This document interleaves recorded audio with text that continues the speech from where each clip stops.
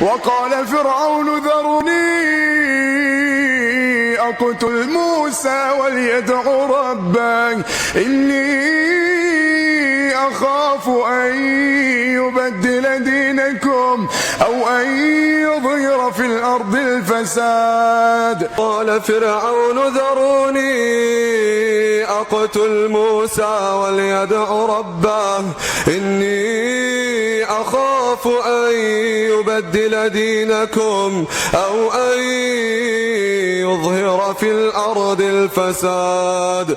وقال موسى إني عذت بربي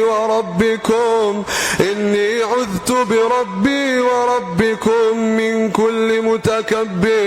من كل متكبر لا يؤمن بيوم الحساب.